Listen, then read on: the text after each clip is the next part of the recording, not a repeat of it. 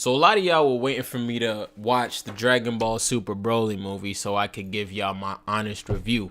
And your boy just saw it yesterday, and I honestly have to say, bruh, the movie was trash. I will not let you destroy my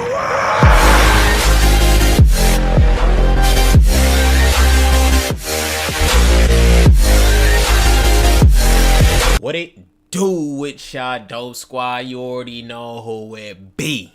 It's your boy, ID, aka Inevitably Dope for those that don't know me. Now I know y'all out there thinking like, what the hell? Y'all was hyping me up hella hard saying the movie was gonna be hella good. I wasn't gonna be disappointed. And guess what? Y'all were right, nigga. Y'all were right, bro. That movie was fire, son. I lied, bro. That movie was not trash, bro. I loved everything about it, son. Let's talk about the animation first. First of all, the animation was amazing.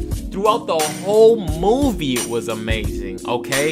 It was action-packed, and it was fun. We all know when the trailer first came out, if you haven't seen my reaction to that, bro, go way back in my archives somewhere. It's there, all right? But when the trailer first initially dropped and we saw that, you know, Goku was warming up, getting ready to fight Broly in the snow, my first immediate reaction was towards the animation. Animation looked beautiful, bro. And it was flawless throughout the whole movie. I really wish that if they brought back Dragon Ball Super, they would mimic that art style, you know what I'm saying? But I know they on a certain type of budget, and they probably won't be able to do that. But I really loved it, this movie, bro. Throughout the whole movie, I was just so amazed. Like, it wasn't something I could get used to, bro.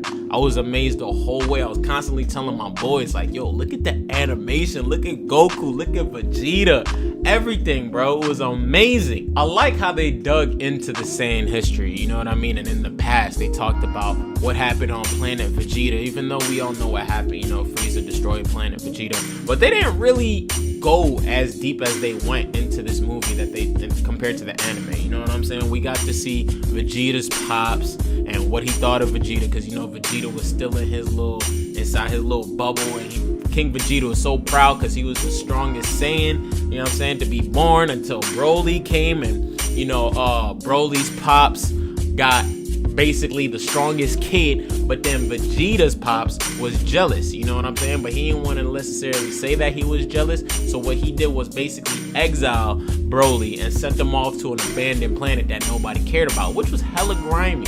But there's a lot more to it, but I like that they actually dug kind of deep into the Saiyan history. We got to see Nappa with hair, bruh. That was funny to see. And I like that they talked about, you know, Goku's parents.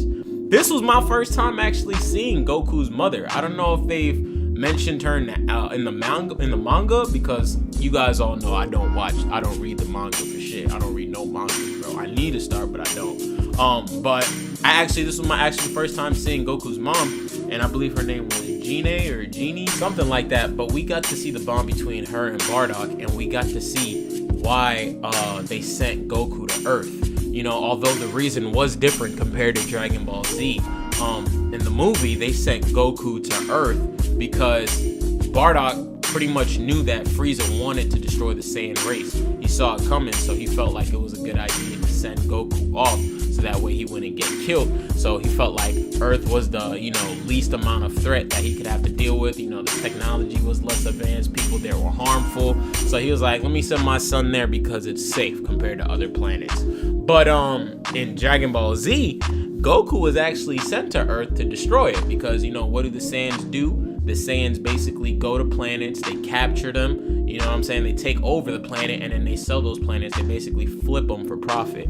But in Dragon Ball Z, Goku was sent to Earth to actually conquer it. Now, of course, that had a lot of people wondering, you know what I'm saying? That didn't make sense, you know? Compared to Dragon Ball Z, it's a completely different line. But the show hasn't really been making a lot of sense since Dragon Ball Super first release, and Akira Toriyama is probably just like, at this point, he's just like, you know, since when do I gotta make sense when I'm making sense? You know what I'm saying? People gonna watch my shit anyways. It's Dragon Ball Z. Now, let's go ahead and talk about Vegeta real quick. Vegeta, bruh, he got some shine. We always know, and I've said this before, Vegeta, I felt like he always be getting played. Vegeta be getting slapped up. You know what I'm saying? Beerus slapped his girl in front of him. He couldn't do nothing. He just be looking like a thought and everything, bro. He just be looking mad soft for someone who's the Prince of all Saiyans. But in this movie, bro, he held it down, dog. He held it down against Broly when he just came and it was fighting in the snow, bro. The first time he went Super Saiyan, amazing, bro. The animation once again looked amazing. They made the Super Saiyan transformation, although we've seen it countless times, they made it look like it was us seeing that form for the very first time, bro. That's how impactful it was. And you know what I'm saying? Vegeta got a lot of shine because when he was fighting Broly, there was one part where Broly came up behind Vegeta. He was in Saiyan form already. My man Vegeta didn't even look at him, bro. Broly was behind him. We all know Broly is a goon. My man Vegeta went weave, one hand straight to the face and sent Broly flying. When I saw that, bro, I was like, seeing Vegeta's God form, bro. And you know, once again, I'm still mad at the fact that they didn't keep that hidden. But I believe that God form Vegeta was already revealed in the manga.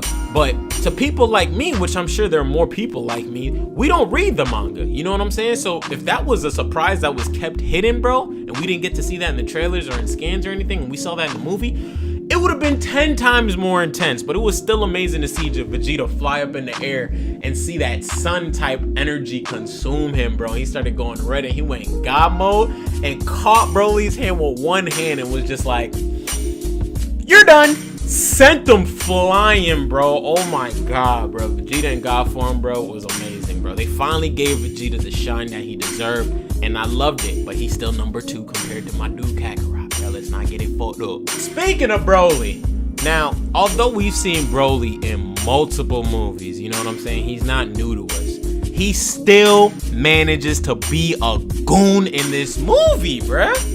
Dude is a villain, and I mean that in a good way, bro. Anytime we see Broly in this movie, you know, display anger and aggression, it's like seeing him for the first time, bro. And I love that. I love this new design, by the way, with all the scars and stuff. And he had the little roughed up animal around his waist, you know what I'm saying? But from the very beginning, when his pops yelled Broly while they was on the planet and he came out of nowhere, he was just like, and rocked that animal, bro. And when he was fighting Vegeta, amazing. All the yells and blasts and his punches were super heavy that you see everything around him get so fucking damaged was amazing, bro. I loved him. Now, Broly's situation was a little different compared to the past movies, as far as his background goes. Because in this movie, I'm just gonna skim over his background real quick, you know what I'm saying? I don't want to make this video too long, but Broly's situation was pretty much, like I said earlier, Vegeta's pops found out that Broly was basically the strongest Saiyan on planet Vegeta. So he got jealous of him, and you know,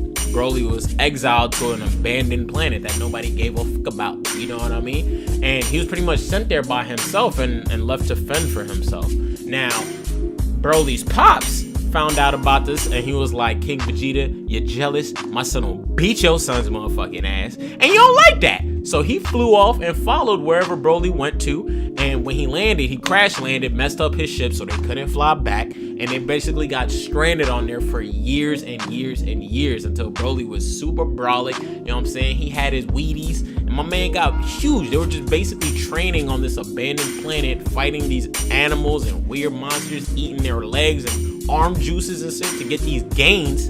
And that's how they basically grew up to hate Planet Vegeta and hate King Vegeta, you know what I mean? And it came to the point that Broly's pops was training Broly to just fight purely, like, don't get along with nobody, nobody is your friend. You saw how they exiled you. All I need you to do is fight, fight, fight, fight. So he basically embedded that into his head to the point that Broly didn't even really want to fight anymore. He was just fighting because his pops was just in the background like, Broly, attack! It was bad, man. It was pretty much like he was a slave, you know? I mean, the man had a fucking Kuta Kente brace around his neck and everything. And every time he did something that was out of line for his pops just put 1,000 watts into his neck. And you know what I'm saying? It would just kind of calm him down. But he was saying that was kind of to control his anger. But at the same time, it was like, bruh, you grimy, dog. You grimy. We gotta talk a little bit about the fighting, baby. And you know what that comes, my dude Goku, bruh. You know what I'm saying? Now, Goku, of course, put in work, bruh. You already know how my boy gets down. Now, basically the same situation how I was going crazy about Vegeta fighting Broly in the snow was the same for Goku, because it was funny that we were in the movie, my boy actually mentioned while they were fighting, it was like, man, you know what I'm saying, this fighting is cool and all, but you know, Dragon Ball Z just be having a little too much ki blast and flying around. I need some taijutsu, bro. I need some hand-to-hand combat. Where is that at? As soon as he said that, bro, Goku went Super Saiyan God, grabbed Broly by his forearm right here, and hit him with the judo flip. And he started boxing with him, bro. And they just went straight into taijutsu. It was pure taijutsu the whole time Goku was in God form. And I was just looking at my boy like, you was saying, bruh. They had a lot of classic type things in there too. Like towards the beginning of the movie, they had the classic Dragon Ball music, Dragon Ball Z music. You know what I'm saying? We heard that classic, ah, no, get shit up.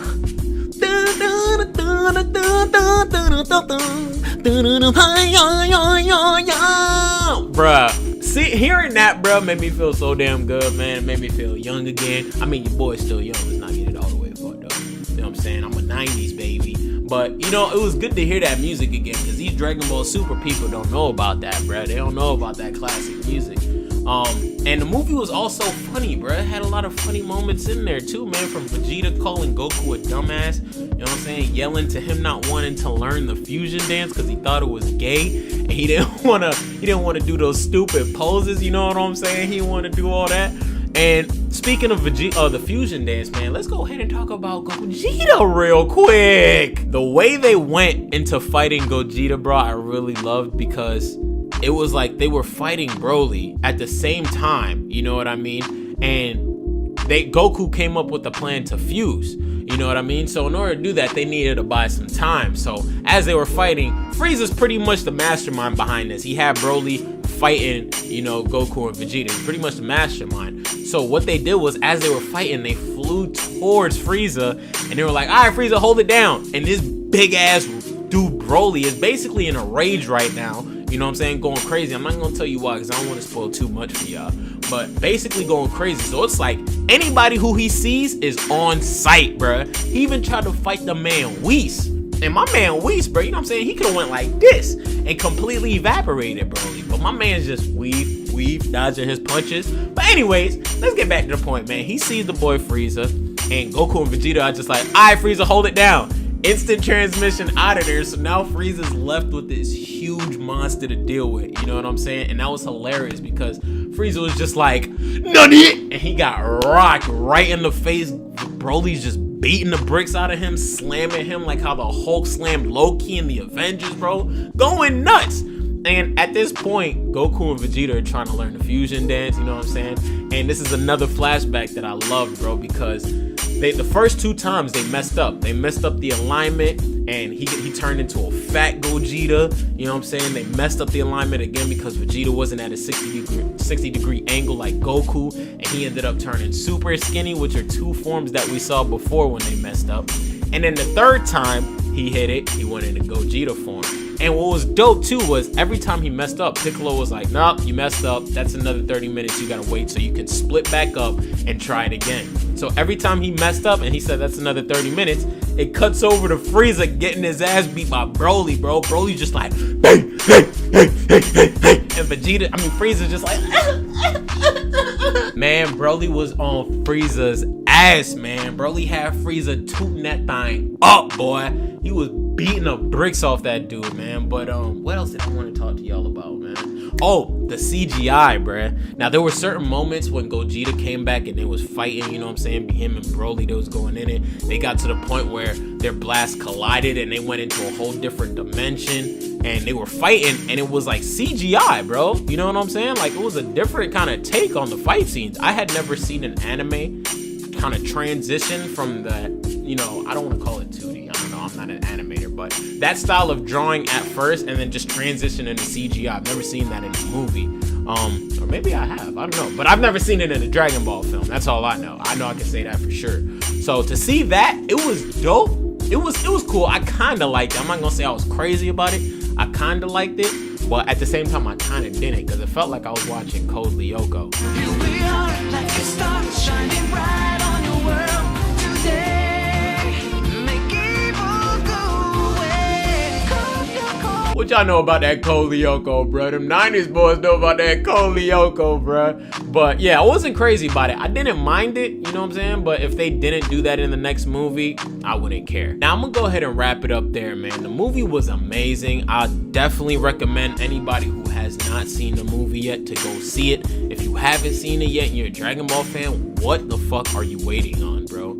You know what I'm saying? The only excuse I'll give you is that you're broke. You know what I mean? Everybody gets broke. I completely understand, bro. I feel you. That's the only thing. If that's the reason why y'all can't go see the movie, I want y'all to spam that up in the comment section. Be like, I'm broke, nigga. That's the only reason I give y'all. But if there's no other reason, bro, something's fucking wrong with you. But I do have to play devil's advocate real quick now. You know what I'm saying? I didn't like everything in the movie. Although it was great, there were some things I kind of were like, I could do without that. You know what I mean? And by that, I mean, one thing that I didn't like, I don't know if it was a joke. If it was, okay, that makes more sense. But Frieza was trying to obtain all the Dragon Balls. You know what I mean? And they asked him, Frieza, why do you want all the Dragon Balls for? What are you going to do this time? Do you want immortal life? He said, no, I don't want immortal life. Do you not want to feel pain? No, I don't want to feel pain. No, I do not want to not feel pain, because then that would take all the fun out of fighting. You know what I mean? And then they asked him, so what the hell you want it for, bruh? And Frieza was like, I want to make myself 5 centimeters taller. What? I was like, you dead ass? Like, that's really why you want to get all 7 Dragon Balls, to make yourself a little bit taller, to make it seem like you're growing, bro. Now, like I said, I don't want to make that too big of a deal, because I don't know if that was a joke. I'm going to say it was a joke. If so, I mean, we could have done without that. You know what I'm saying? They could have done without the whole Frieza trying to obtain all of the Dragon Balls thing. Like, I felt like that wasn't necessary. And another thing I didn't like was Broly. Now, I know y'all probably like, what? Broly, you was just going crazy about him a second ago. ID, what the hell, bro? You tweaking, man.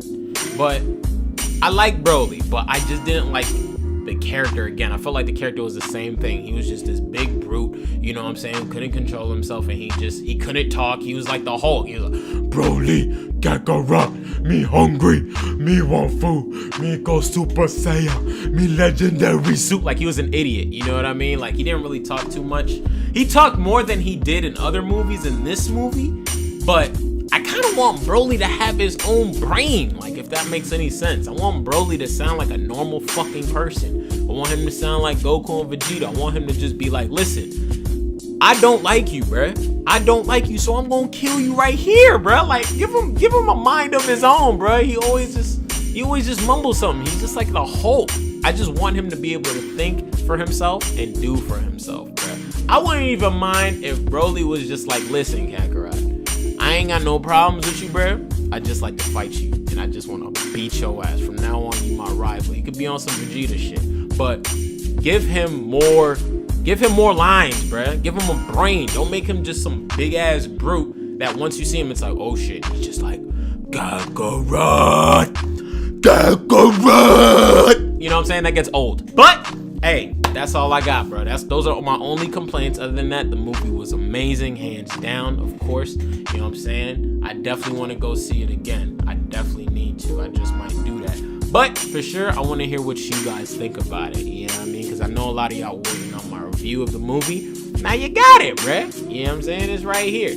But I definitely got to hear what y'all think about it in the comment section, man. For those who have seen it, let's go ahead and talk about it, bro. Let me know what you loved about the movie. Let me know if you had any problems, what you didn't like with the movie.